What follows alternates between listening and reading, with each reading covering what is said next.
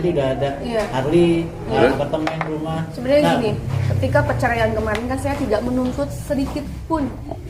Bahkan mungkin apapun harta yang dia miliki tidak akan bisa mengganti sakit hati saya ketika saya harus menerima perceraian kemarin, jujur. Ya, makanya saya nggak mau deh ngambil masa lalu saya. Maksudnya ada hal yang memang mengena, bahkan motor yang dia punya, Harley Davidson ini yang dia punya, saya nggak berniat untuk ini sini, ini ya gue enggak sama sekali. Saya ikhlas, silahkan kita memulai kehidupan yang baru lagi. Udah ada saya juga sadar itu dia juga punya hati nurani pasti ya. Kita tuh manusia di dunia itu nggak akan lama sementara itu. Yang ada tuh aku fokus gimana caranya menata hidup aku kembali dengan sisa tenaga yang aku milikin. Ini kita dikasih otak, ini benar-benar anugerah dari Allah. Cara berpikir kita gimana caranya kita bisa bekerja lagi, dapat penghasilan lagi, walaupun saya nggak sama manajer saya lagi, yaitu mantan suami saya akan berpikir gimana caranya saya bisa hidup saya, keluarga saya berpikir karena saya ngerasa bahwa ini anugerah gitu, bukan tandanya saya udah cerai saya menuntut gono gini sama suami. Tanggung jawab kamu mantan suami, sini kasih saya ini untuk modal saya hidup baru. Saya enggak sama sekali, saya ikhlas demi Allah. Saya mungkin Janet sedikit nih, dipotong dikit supaya hak dan kewajiban sama-sama jalan. Kita mau tanya karena wartawan belum tanya dari tadi. Sebagai suami, sebagai kepala rumah tangga, tentu kan punya kewajiban selama menjalani keluarga.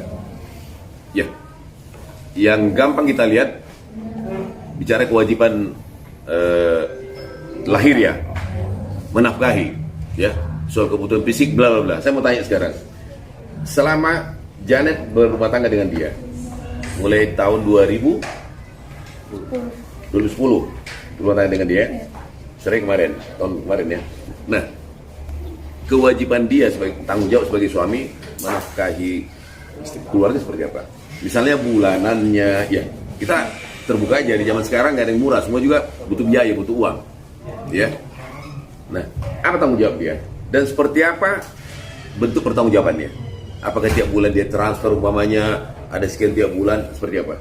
Di awal-awal tahun aku ke Jakarta, aku kan masih merintis juga ya, belum punya uang sebesar sekarang gitu. Aku benar-benar uangnya banyak. Alhamdulillah, kenapa nggak bang? Oke, mantap. Terus? Aku jarang jajan soalnya.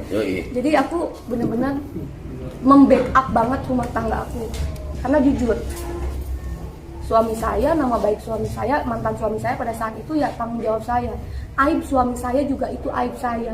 Jadi saya selalu menutupin terhadap orang tua, siapapun. Saya merasa bahwa ini loh dari suami saya, kita bisa loh. Padahal jujur aja dalam hati kecil saya berusaha untuk membackup semuanya supaya orang lain nggak tahu sebenarnya hal-hal yang seperti ini loh. Saya ini sebenarnya males banget gitu loh.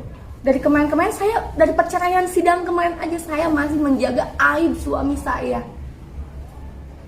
Saya nggak benar-benar buka itu apa kesalahannya yang benar-benar fatal. Saya masih menjaga aibnya loh. Tapi saya juga kaget kenapa dia seperti ini ke saya gitu loh.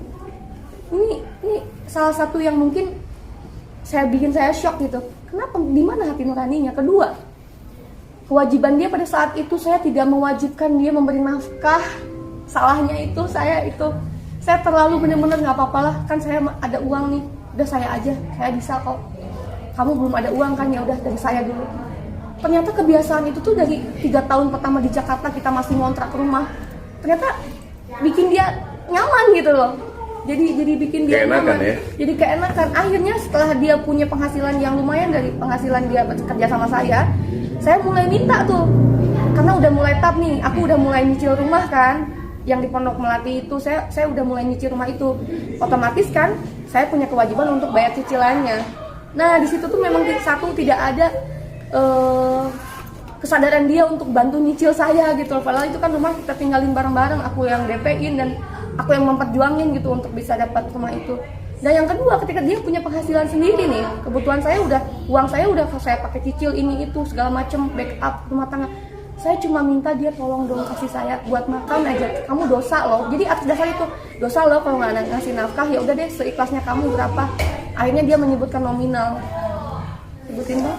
Sebutin aja biar tahu, ini kan hidup di kota, ya kan? Kita nggak hidup di pinggir pantai gitu loh. Kalau pinggir pantai kan makan murah, tidur pakai bedeng bisa, nggak perlu pakai listrik, ya kan? Jadi pada saat itu aku punya cicilan rumah kan di rumah di Bekasi sana dengan kebutuhan listrik yang lumayan, belum lagi maintenance kayak AC, kulkas dan segala macam, belum lagi kebutuhan makan yang pada saat itu saya ngajak kedua orang tua saya untuk tinggal di lantai 2.